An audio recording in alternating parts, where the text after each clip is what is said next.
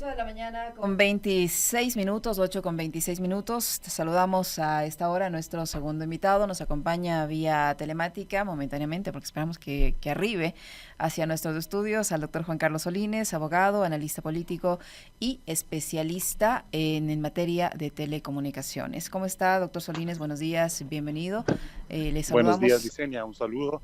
Lamentablemente, estos apagones me han impedido que el tráfico fluya, así que un gusto estar aquí con ustedes telefónicamente por el momento. Esperamos que pueda llegar, doctor Solines. Qué gusto saludarle. Bienvenido, buenos días. Le acompañamos a Alexis Moncayo, quien le habla Licenia Espinel. ¿Le parece si comenzamos desde su punto de vista político? ¿Cuál es la evaluación que se puede realizar al primer año de gestión del presidente de la República, Daniel Noboa? La cuenta de verificación Lupa Media ha señalado varias inconsistencias, varias afirmaciones engañosas, otras fuera de contexto y otras verdaderas de los logros que ha hecho o de los logros mencionados por el presidente de la República en sus redes sociales. ¿Cuál es la evaluación para usted correcta que se debe hacer de estos 12 meses de gestión? Bueno, en primer lugar, no dejar de mirar que el gobierno del presidente Noboa es un gobierno de transición, ¿no? Y como tal debía terminar un periodo de un gobierno trunco, un gobierno que no pudo, digamos, completar su periodo, ni tampoco resolver los temas más acuciantes del país, y por tanto, por su calidad de transición, de transitorio, no había mucha expectativa con respecto a que solucione los problemas estructurales que tiene que enfrentar. Ahora, lo que hay que evaluar es si es que ha comenzado a tomar las decisiones en el camino o en la línea correcta, ¿no? Pienso que eso es lo que el país esperaba, tanto en el ámbito de la seguridad y del crimen organizado, de la lucha contra el crimen organizado, como de esta crisis energética que el país está enfrentando. En ese sentido, pienso que se han tomado algunas medidas. Él escuchaba la entrevista anterior a la propia asambleísta Spin, que dice que las medidas que se han tomado, que son de hecho medidas parche, digamos, para superar una crisis que ya está desatada, digamos, en el país, han tenido distinto nivel de impacto. Pero el tema es que pienso que el juicio que se debe hacer del avance de este gobierno debe ser en el sentido de la transición en la que estamos, ¿no? Pienso que no se han resuelto los problemas estructurales ni se van a resolver en los próximos meses, pero sí se han tomado medidas que habrá que ver cuál es el nivel de impacto y de eficiencia que tienen frente a los problemas que tratan de resolver. La cuenta de verificación, le decía doctor Solines, Lupa Media ha hecho allí algunas precisiones respecto sobre todo a las cosas que usted dice que se deben o se pueden medir. Y una de ellas es evidentemente el manejo de la crisis energética y el otro el de la seguridad. Y sobran pues las evidencias en ambos temas de que esas medidas no han sido o no suficientemente correctas o no adecuadamente aplicadas, porque los resultados saltan a la vista en ambos temas. Seguimos con apagones, no hay una solución inmediata, no va a haber una solución inmediata, todas van a ser en el mediano y largo plazo. Y además tenemos el tema de la seguridad, siendo uno de los países más violentos del mundo, con ciudades que están dentro de los primeros lugares en criminalidad, con una tasa de muertes violentas totalmente elevada. Y así, pues, para citarle algunos ejemplos, todos los días ocurren crímenes, todos los días hay secuestros, todos los días hay extorsiones, con niveles de violencia nunca antes presentados, y lo peor de todo es que ocurren en ciudades donde está presente el bloque de seguridad, ciudades que están intervenidas y que en teoría deberían presentar índices mucho más bajos de inseguridad que otras urbes, pero resulta que no, y que los ciudadanos vivimos atemorizados y a oscuras. Entonces, bajo esa lógica de resultados, no creo que sea muy positiva esa valoración. Sí, estoy de acuerdo en que los problemas más acuciantes y estructurales del país no tienen todavía un camino de solución. Pero también debemos analizar el contexto en el que se están enfrentando estos problemas. Un país que sigue todavía altamente polarizado, un país en donde no se logran establecer consensos para temas básicos, mínimos, que nos permitan enfrentar azotes tan graves como el del crimen organizado. Un Estado absolutamente debilitado, una desinstitucionalización que la percibimos a diario con los escándalos de corrupción, con los procesos judiciales que existen en marcha, que evidencian que todo lo que se quiere hacer, incluso los nuevos concursos para jueces, todo está viciado, ¿no? Que el narcotráfico, el crimen organizado ha permeado estas instituciones, ya no solamente financia campañas, sino que pone candidatos, ¿no? Un país en donde se enjuicia a la ministra del Interior en medio de una situación o estado de guerra interna, más allá de que se pueda debatir si es que existen los elementos para esa declaratoria, pero de todas maneras está declarada y es un estado de guerra interna, y en ese estado, o sea, es como que más o menos en Ucrania, en medio del conflicto con Rusia, se enjuiciara al ministro de Defensa, más o menos, ¿no?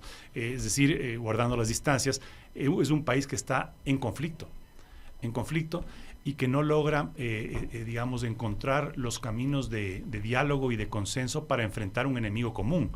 Porque cuando estamos hablando de enfrentar el crimen organizado, por ejemplo, cuando estamos hablando de enfrentar una crisis energética que se desata no solamente por el fenómeno natural de la falta de lluvias, sino por una permanente irresponsabilidad a lo largo de los últimos gobiernos, de no haber dado un mantenimiento adecuado a las centrales térmicas, de no haber tomado precauciones respecto a las hidroeléctricas, de no haber estimulado la inversión privada en pequeños proyectos, porque había una burocracia que estancaba y entorpecía los procesos de permisos para que se desarrollen proyectos privados.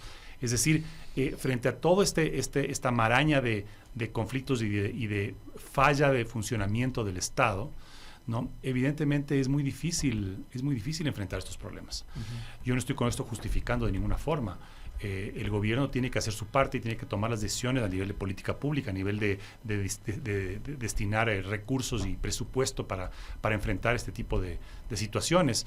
Pero en un país con un déficit fiscal como el que se ha recibido en este gobierno de transición, con una situación de la economía en donde se empezó el gobierno con maestros impagos, con médicos impagos, ¿no? Es una situación muy compleja y, insisto, en medio de un país altamente polarizado.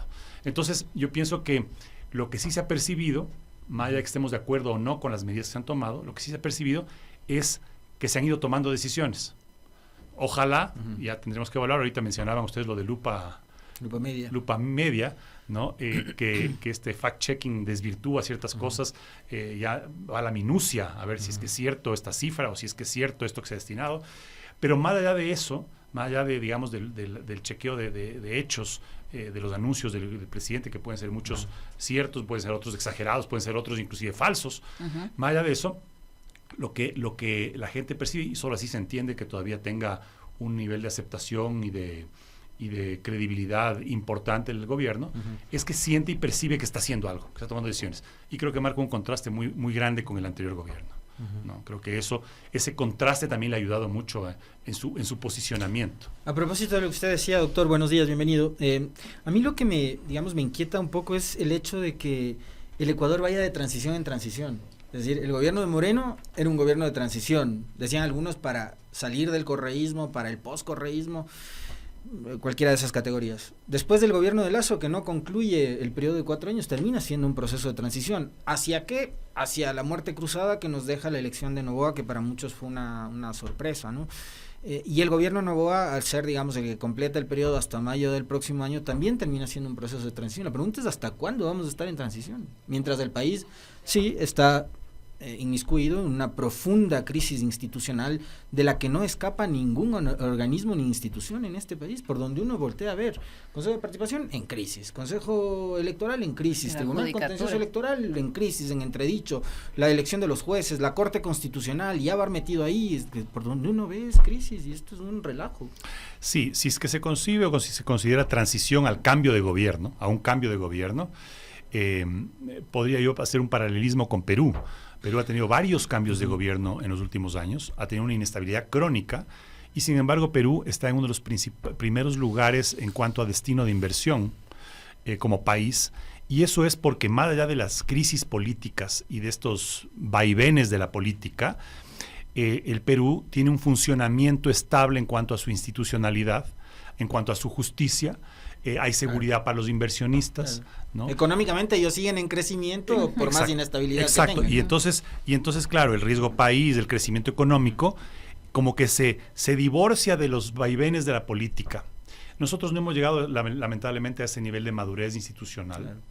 Y entonces eso complica mucho más nuestra situación, porque nosotros también estamos de salto en salto políticamente, pero es como que el país se paralizara y no pudiera salir del círculo vicioso en el que está, ¿no? Que lamentablemente es descendente. Y entonces, claro, nosotros pues seguimos teniendo un impacto enorme. Somos un país considerado, este artículo de Economist es terrible, ¿no? Aunque sea una simple opinión del periodista de turno. Pero es un reportaje, mucha gente lo considera como una opinión, pero no es una opinión, es un relato de hechos. Es un relato más de que hechos, opinión del periodista. Un relato de hechos, pero digamos que la conclusión o el título, ¿no? Sí, lo del narcoestado sí es un tema, pero más allá de que yo no coincida, o sea, yo no creo que hemos llegado a ese nivel, pero estamos camino a ese nivel. Si es que no logramos, digamos, establecer un acuerdo para rescatar al país, un acuerdo mínimo para rescatar al país, unos puntos programáticos mínimos en donde todos nos pongamos de acuerdo, una tregua política, porque lamentablemente esto que tú describes, Alexis, de las transiciones, ¿no? Una tras otra, implican también que son procesos electorales que automáticamente enturbian el panorama político, porque ya todo es cálculo de qué hago para beneficiarme en la próxima elección. Entonces, generar, por ejemplo, esta ola de desesperanza, es decir, ya no tenemos, nos matan cuando salimos de las calles, no tenemos luz, ahora nos quieren quitar el internet, o sea, toda esta campaña de desesperanza tiene una finalidad política. Una finalidad política es decir, ¿dónde regresamos a ver? Sálvese quien pueda, ¿dónde regresamos a ver? Y esa no es el espíritu que el país necesita en este momento. Pero usted decía hace un momento, a ver, quiero atar un par de ideas que usted soltó en las primeras intervenciones, doctor, para profundizar también sobre la polarización. Una era justamente eso, ¿no? Un país polarizado. Después nos dice, hay que llegar a un gran acuerdo nacional. Ahora, ¿el gran acuerdo nacional debe incluir a todos o con el correísmo no? ¿Por qué le planteo esto? Porque esa ha sido la lógica. Porque digo, gran acuerdo acá en este país han tenido la mayoría de organizaciones políticas desde el 2017 en adelante. Se han juntado todas y han formado un gran bloque y tuvieron todo para hacerlo. Creo que tuvieron todo para hacerlo. No han podido. Bueno, entonces, ¿habrá que seguir excluyendo? Como cuando, por ejemplo, Pedro Frei le dijo, juntémonos todos para ganarle a la alcaldía al candidato del correísmo. Ahora, las de izquierdas se juntan y sale la Unidad Popular y dice, me junto con todos menos con el correísmo. Pero estamos tratando de excluir a una organización política que tiene el 30% de electores. No, hay que ser enfático en eso, y lo he dicho en estos propios micrófonos, Alexis. No hay forma de excluir al correísmo, porque el correísmo, más allá digamos, del nombre, como se lo denomina, que es a propósito de su caudillo, o de su caudillo histórico, si queremos llamarlo así, que ha sido Correa, más allá de eso, representa a una corriente de pensamiento, que es el progresismo, o la centroizquierda, como se lo quiera ubicar en el espectro, en donde están representados maestros, profesionales, donde están representados artesanos, donde están representados muchísima gente que sigue un lineamiento político en tiempos en donde en el país no existe ninguna brújula ideológica de ninguna especie. El sistema de partidos políticos ha sido absolutamente desmantelado. Sí. Lo que existen son empresas electorales, partidos de alquiler, y entonces en cada elección la estrategia fundamental es el miedo, ¿no? Miedo a que vuelva el correísmo, ¿no? O miedo a que continúe un inexperto, o el miedo, todo es el miedo. No hay propuestas, es decir, a ver, con la seguridad social nosotros pensamos esto, en el régimen laboral pensamos esto, en el manejo de la economía y de las reservas y del manejo fiscal pensamos esto, y que la gente comienza a optar por posiciones o por corrientes. Eso no existe en el país actualmente. Entonces súmale el narcotráfico del crimen organizado permeando, ya no solamente financiando campañas, sino poniendo candidatos de sus propias filas, ¿no? Un país absolutamente polarizado, que cada campaña utiliza el miedo como principal herramienta de campaña, un país que excluye o que busca, como decías tú, unirse en contra de alguien, cuando en realidad estamos hablando de una corriente ideológica que representa un porcentaje importante. Prueba de ello es que han estado en las 3 últimas segundas vueltas en las elecciones. Entonces, no se puede concebir un país de consenso o un país que tenga un proyecto nacional de emergencia sin contar con esos sectores. Ahora bien, dentro de esa corriente ideológica, ¿no?, el mismo hecho de que se le denomine correísmo y que siga su caudillo desde Bélgica teniendo una influencia y una injerencia tan grande, pienso que no hace bien en muchas coyunturas políticas, porque además el presidente Correa, por muchos factores que no viene al caso de analizar, tiene un discurso confrontativo. Confrontativo, llama a sus huestes, no hay tuit, no hay ningún mensaje que él ponga que no diga los corruptos siempre fueron ellos, y yo me pregunto, ¿quiénes son ellos? ¿A quién se refiere con ellos? Los corruptos siempre fueron ellos. ¿Engloba a todos los que no estén con él? Pero lo mismo ha hecho Lasso, lo mismo ha hecho el propio presidente Noboa. Eso digo, pero en este caso estamos hablando de un caudillo con una influencia enorme.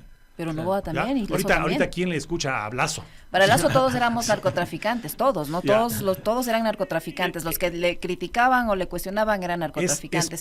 Y ahora es lo mismo. Es parte de esa polarización perversa de donde muchos están lucrando. Y digo, muchos están lucrando de lado y lado. Porque no es que lucran solamente los anticorreístas, ¿no? Muchos líderes de ambos lados lucran de esta polarización. Y tenemos que entender que eso no es sostenible para el país. No podemos enfrentar ningún problema, ni el más pequeño, no se diga crimen organizado, lucha contra la corrupción, lucha contra la crisis energética, si no tenemos al menos una agenda de consenso mínima, manteniendo las diferencias. Probablemente no hayan acuerdos respecto a la flexibilización laboral, me estoy inventando algo, ¿ya?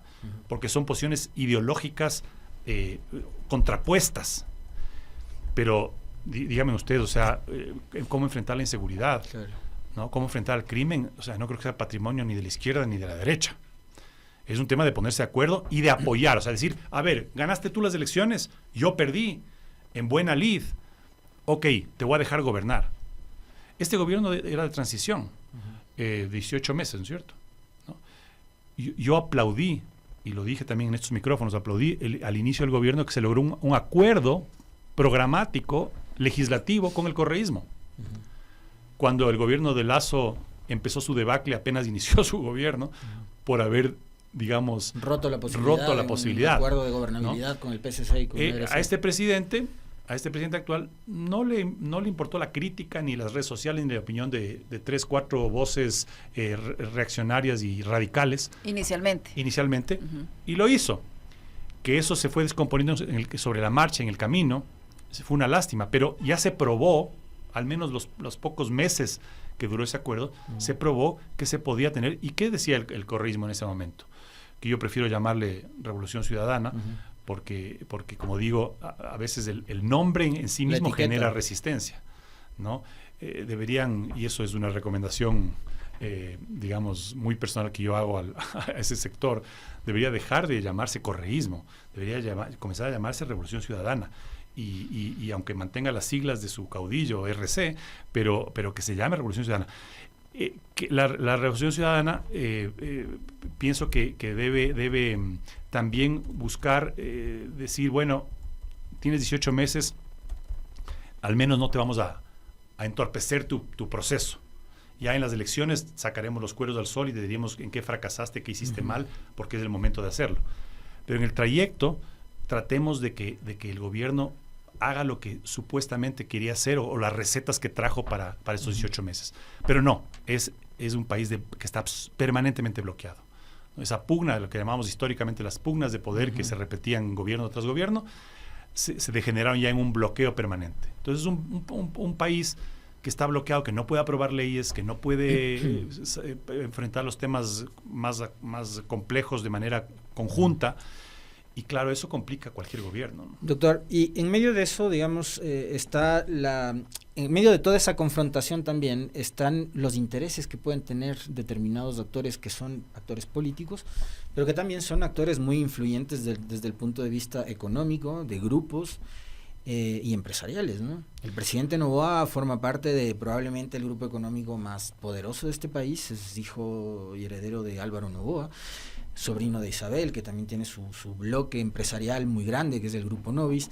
Y por otro lado también tenemos aspirantes a la política que forman parte de bloques económicos muy potentes, como es el caso de Topic. Y en medio está este relajo y este asunto de Telconet, ¿no? Grupos económicos que quieren el poder político, y yo pregunto ahí, ¿cuánto le beneficia eso finalmente al país? Nada, y es un problema, ese sí es un problema estructural de nuestra democracia, así como el sistema de partidos políticos que tiene que no remozarse siquiera, sino reestructurarse y resurgir, porque no existe un sistema de partidos políticos. Yo diría que hay una, sino dos máximo organizaciones que funcionan más o menos como partidos políticos. El resto son empresas electorales y partidos de alquiler. Tiene que haber una reforma profunda en ese aspecto, y en el otro aspecto que tiene que haber también, seguramente será reformas al Código de la Democracia, es en esto que tú mencionas, Alexis, porque toda la vida, desde el inicio de la era republicana, los grupos económicos, los grupos de poder que han ido subiendo y bajando, ¿no?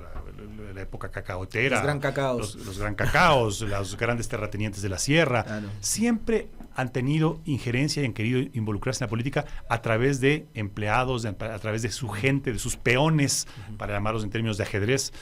Pero últimamente han dicho, no sé si por temas de vanidad, si por temas ¿Por qué voy a mandarle a Juanito si puedo sí puedo ser yo? Claro. ¿No es cierto? Sí puedo ser yo. Y hemos visto en los últimos procesos electorales cómo los propios dueños de grandes conglomerados económicos se han lanzado a la política y a buscar la presidencia de la República. Lazo termina su periodo incrementando su fortuna en 20 millones. ¿No? Y eso es muy grave. Es muy grave porque son sectores, en muchos casos, particularmente el que mencionas de Topic, que es el sector de telecomunicaciones, los mayores tenedores de infraestructura de telecomunicaciones del país. No importa, no vamos a analizar cómo llegaron a ese punto. Hay quienes dicen que llegaron gracias a sus influencias políticas, sus grandes amistades con los gobiernos últimos, con los gobiernos de turno que han estado en el poder, que hicieron negocios en el correísmo, con la Revolución Ciudadana, que hicieron negocios con Lazo, que hicieron negocios con Lenin, ¿no? Más allá de cómo llegaron y cómo crecieron en cuanto a su emporio económico, es un sector que es decisivo para el siglo XXI. O sea, no en vano se dice que el nuevo petróleo, el nuevo oro del siglo XXI es la información y la data, ¿no es cierto? Y quienes detentan las principales autopistas de esa información es justamente Telconet, uno de ellos. Y son los propietarios de uno de los cables submarinos, no el único, pero uno de los cables submarinos que saca el tráfico de Internet del Ecuador al mundo. Entonces, ese sector, en el siglo XXI particularmente, debe ser altamente regulado, altamente controlado. ¿Pero quién regula? Porque ahora oigo la campaña de defensa que han lanzado desde el propio señor Topic, diciendo somos el mejor Internet del Ecuador. Bueno, no sé quién les haya declarado eso, ya no voy a discutir eso. Todos los proveedores de Internet tienen sus fallas y sus altibajos, y dependiendo del área que se sirven y dependiendo de muchos factores. Así que no hay un título de quién es el mejor proveedor de Internet. Pero dejando de lado la calidad del Internet, el señor Topic tiene un poder dentro del mercado, ¿no?, muy importante, y por tanto tiene que ser regulado. No existe, por ejemplo, fue una de las irresponsabilidades del gobierno de Lazo, no existe un reglamento de competencia del sector de las telecomunicaciones. Entonces no se puede medir cuál es el nivel de influencia o de control que tiene sobre el mercado. No ha habido ningún tipo de control respecto a las tarifas que se han utilizado para cobrar, sobre todo de transporte internacional a través del cable submarino, comparadas, por ejemplo, con los países vecinos, ¿no?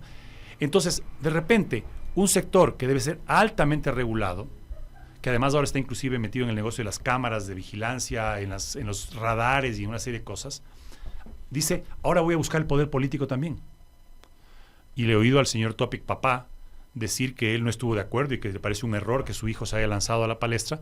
Quién sabe si eso también tenga algún componente en los problemas que enfrentan ahora, claro, ¿no?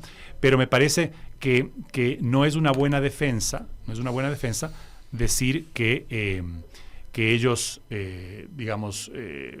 van a dejar sin Internet, o que puede afectarse el Internet de la ciudadanía en medio de un caos donde ya tenemos cortes eléctricos, en donde tenemos crimen organizado y inseguridad. No me parece responsable decir que puede el Internet afectarse. El Internet no se va a ver afectado de ninguna forma, de ninguna forma. Pero lo que sí ha reconocido es que esta búsqueda del poder político, ¿no? Fue un error, y desde afuera, volviendo a tu pregunta, Alexis, es una bomba de tiempo que grupos económicos, sobre todo los que más injerencia tienen con la población, porque digamos, el señor Noboa representa una familia de bananeros, que también tiene que ser regulada. Las exportaciones, el precio referencial del banano, también tiene que ser regulado. Pero no es un tema del que dependemos todos los ecuatorianos. En cambio, el sector financiero y bancario o el sector de Internet, de ese sí. Pero el Grupo Noboa también tiene intereses en la banca, ¿no? Tiene un banco, el Banco del Litoral es propiedad de la familia Noboa. Sí, puede ser. Con una baja participación en el mercado, pero son banqueros finalmente. Puede ser. Y volviendo a la parte genérica de tu pregunta. En el tema de seguridad, el tema bananero, me parece que no es una cosa menor, ¿no? No. Y de hecho, eso digo. Y en el anterior papeleta, ¿no? Recordemos, estaba también algunos representantes de poderes económicos, poder económico camaronero, del poder económico de las telecomunicaciones y el Internet, del poder económico de la banca, del poder económico de la agroexportación. Y eso no es sano para la democracia. No digo que quienes se dedican a la empresa no tengan el derecho a elegir y ser elegidos, pero digo que sí debemos ser más estrictos en las incompatibilidades, ¿no? Y en los requisitos, porque no es solamente la presidencia. También tenemos que entender que tenemos una asamblea pero hay provisiones en la ley, doctor. O sea, a ver, yo coincido plenamente con usted. O sea, creo que esta regulación, que ya no debería apuntar únicamente a tratar de poner orden al sistema de partidos, que es también, me parece que un despelote en este país, sino al sistema democrático. Entendiendo perfectamente bien lo que usted señala, ¿no? La participación de estos grandes empresarios, representantes ellos mismos de sus propias empresas e intereses que entran al debate de la política y de lo público. Las prohibiciones están. Fíjese usted que en el 2017, cuando fuimos a las urnas para elegir gobierno, votamos sobre una consulta popular. Y ahí decidimos que, por ejemplo, quienes tengan inversiones en paraísos fiscales no podrían ser autoridades de elección popular. Y elegimos a Lasso, que tiene justamente inversiones en paraísos fiscales. Pero si la ley es burlable, si la ley se burla, algún problema hay con la ley. Algún problema hay con la institución que debe controlar la aplicación de esa ley. Tenemos un Consejo Nacional Electoral funcional al poder de turno, autoridades y desde hace muchos años. No, ahora, se repite así es, ahora. Exactamente. Se repite esa misma situación. Entonces, es parte de la desinstitucionalización del país. Es parte de no poder confiar en las instituciones que tenemos, ni en las propias leyes que aprobamos, porque no hay una institucionalidad que haga cumplir esas leyes. Entonces, claro, de nada sirve. En la ley de comunicación, recordarás también, Alexis, que se puso las incompatibilidades con quienes eran dueños, accionistas o miembros del directorio de los medios de la banca con medios de comunicación. Es una incompatibilidad. En ese momento yo pienso que fue una incompatibilidad más a dedo, para dirigida, dedicatoria. Era Fidelegas, Luis Isaías, veníamos de la incautación de los medios. Exacto. Pero en el fondo, la lógica de eso no es descabellada. Así es, estaba bien. Es decir, hay incompatibilidades. Porque, ¿se acuerda lo que vivimos a inicios de los 2000? La bronca entre los Isaías y Fidelegas. Exactamente. Dueños de medios de comunicación, dueños de emporios bancarios que utilizaban los medios de comunicación para resolver sus disputas judiciales, de negocios. Exactamente. Y ahora dicen, ¿no? Dicen justamente que gran parte de la posición de medios masivos, críticos al gobierno, es porque hay intereses detrás, porque se han visto mermados en sus ingresos y utilidades en sus distintos sectores, y por eso ya no les agrada este gobierno. Ya no es un tema ideológico, ya no es un tema de que, es un tema de intereses. Entonces, claro, mientras la política, además hoy en día, Licenia, Alexis, con las nuevas tecnologías, y perdonen que yo sea muy recurrente de estos temas porque es el área de mi experticia, ¿no? Pero hoy en día, con el avance de la tecnología, no con las novelerías de la inteligencia artificial y que todo el mundo ahorita está, digamos, deslumbrado, sino con temas más estructurales como Big Data, como sobre todo blockchain, que es el principio del blockchain es descentralizar el poder. El mejor ejemplo, las criptomonedas, ¿no es cierto? Criptomonedas que ahorita están en cifras récord, ¿no? Y que no son controladas por ningún país ni están sujetas a ninguna política monetaria. Es una descentralización, ¿no es cierto? Si se puede descentralizar una moneda, una criptomoneda, ¿no? Ahora la democracia tiene que ser también descentralizada. Es decir, hay mecanismos absolutamente confiables, tecnológicos, para que la gente tenga una verdadera participación ciudadana y pueda comenzar a tomar las decisiones más relevantes para crear una nueva forma de democracia, porque la democracia, en las actuales circunstancias, como la tenemos aquí en el Ecuador, no se puede llamar democracia.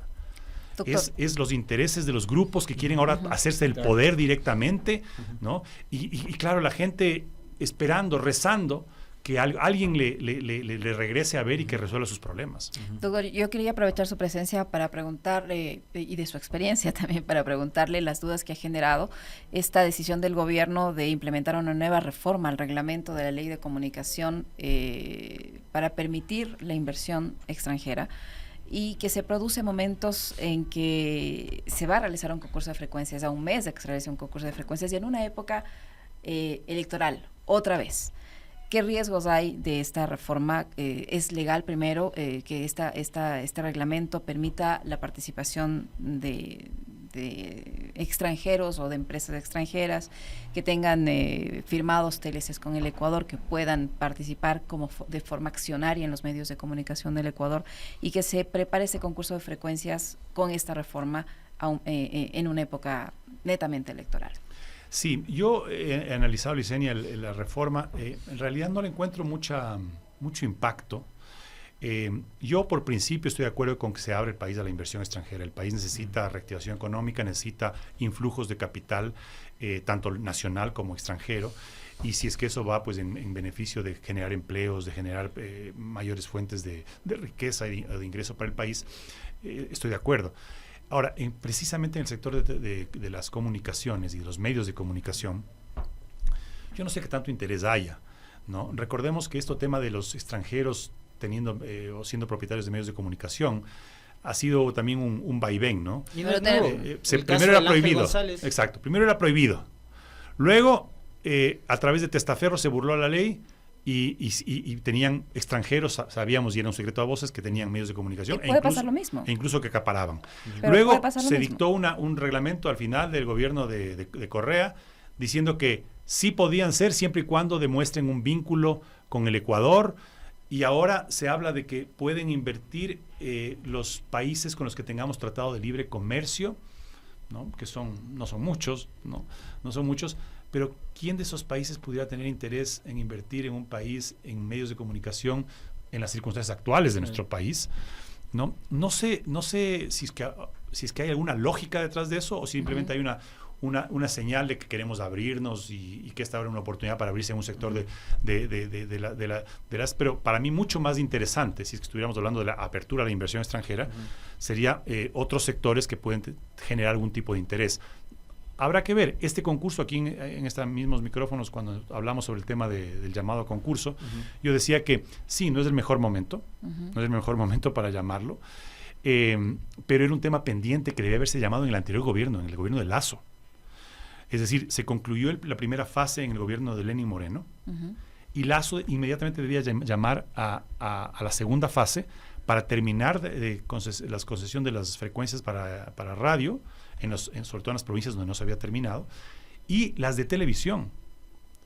Y no sé por qué no lo hizo, fue otro de los descuidos, ¿no? Entre comillas, e incluso al final de su periodo dictó un decreto, ¿no? Reformando el reglamento y ampliando la concesión. Sí, exacto, pero el nombre se me fue ahorita, prorrogando las concesiones cuando han venido siendo prorrogadas desde el 2014.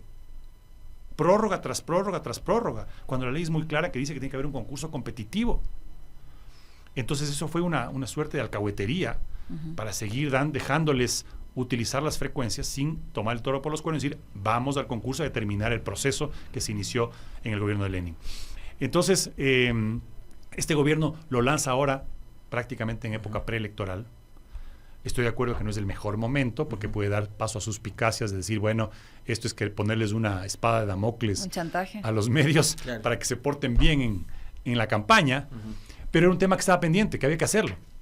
O sea, hubiese sido ideal que lo hagan hace 4 meses, 5 meses, pero habían otras prioridades, estaban enfrentando estado de guerra interna o qué sé yo, lo han hecho ahora, habrá que estar vigilantes, ¿no? A mí lo que me preocupa más bien de fondo, y no solamente en este sector del concurso de frecuencias, sino en general del manejo del sector, es que el órgano regulador y de control de las telecomunicaciones y que administra además del espectro radioeléctrico ecuatoriano, es un órgano que por diseño está mal hecho.